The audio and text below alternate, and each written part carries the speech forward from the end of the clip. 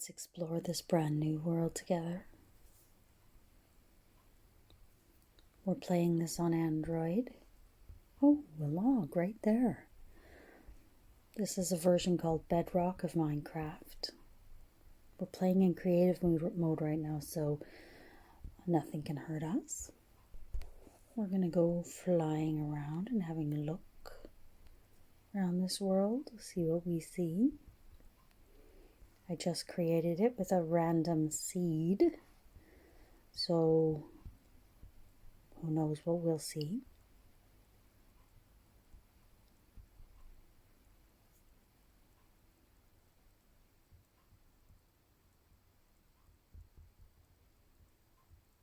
A lot of birch trees.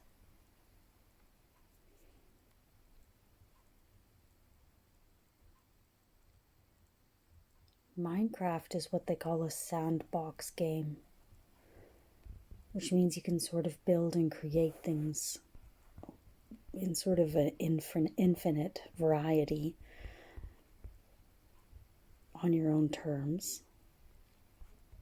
There are many, many ways to play this. But one of my favorite things is just to explore and have a look around. Should we see what's under the water?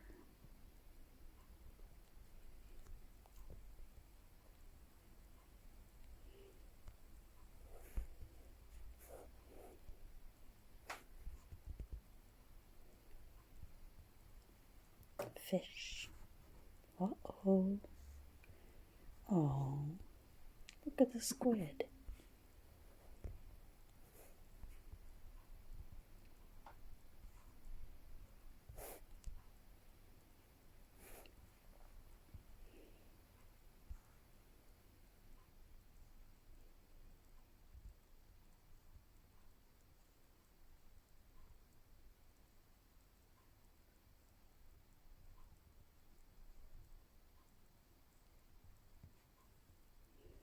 We're passing through different biomes. The biomes are the sort of zones, you might know it in real life. The biomes are different zones of terrain, flora and fauna.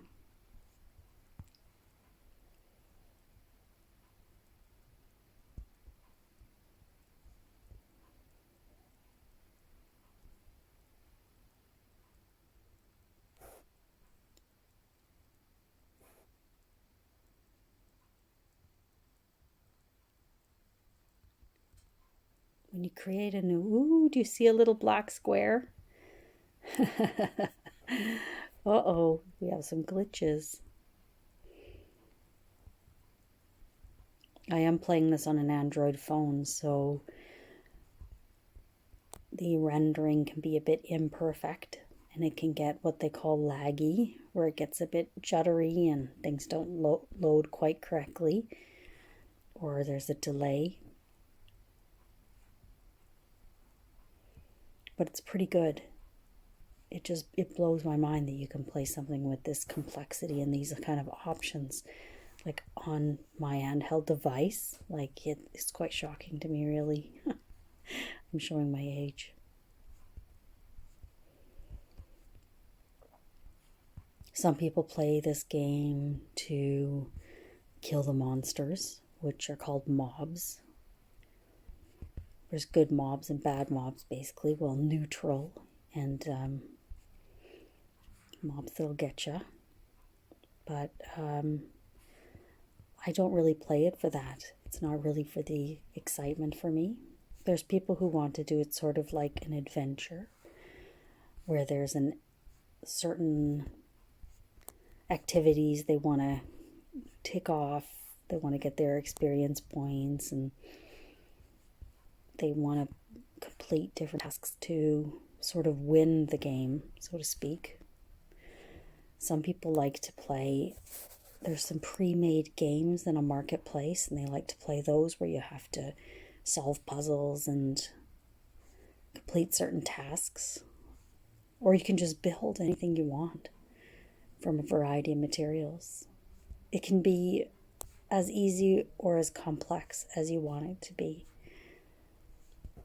And I think what struck me when I first when I created my first world myself was just how beautiful it could look.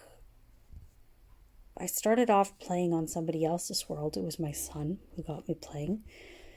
And when you're playing somebody else's world, you're kind of experiencing it how they want you to experience it because you're a visitor.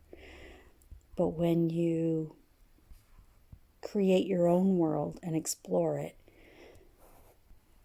you can take your time.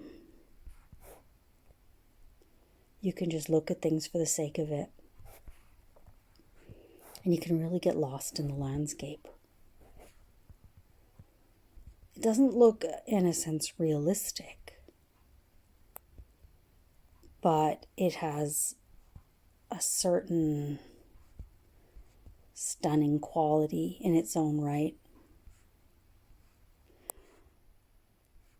Although when you choose a seed is sort of like a world that you're generating, although that is sort of pre-created in a sense, behind the scenes, in the past, when you generate it on your device, it's creating it for you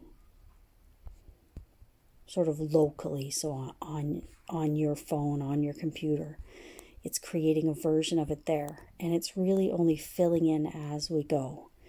So when you first create the world, it's got quite a small file size, and the more you explore, the bigger the world gets, the larger the world generates for you, and then the file size obviously gets quite huge, and there becomes an unmanageable file size eventually, where it just lags so much.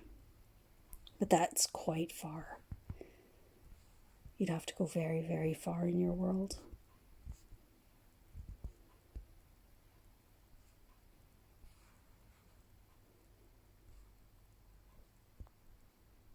What's down there? That looks interesting, doesn't it? What is this? Oh my goodness. Is that a shipwreck? Oh, it's a ship on its side. I bet there's treasure. Shall we check for treasure? Well, I don't really want to smash it to bits. That's what happens in creative mode.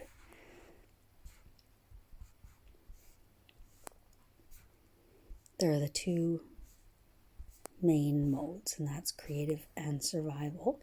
Survival mode doesn't have to be sort of a live or die fighting mobs kind of a thing, but it's a bit more challenging. In creative mode, it's really for building and creating and sharing, so it's quite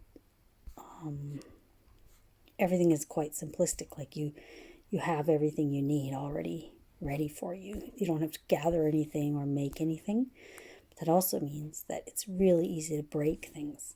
So if I try to start going in and looking for the treasure, I'm going to smash this to bits. Whereas in survival mode, I might be able to preserve some of it. So I'll leave that for another day. What do you think? Oh, this is nice. Look at that. I see the sun going down.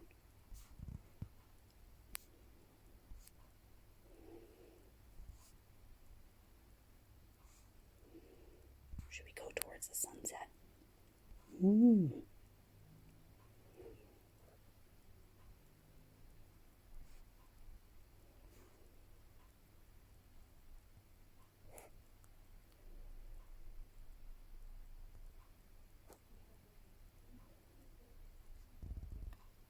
Is that a wee village over there?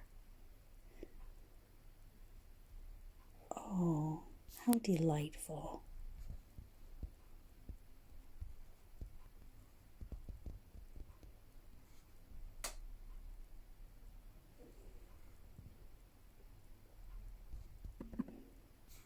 Oops, I smashed something with my hand.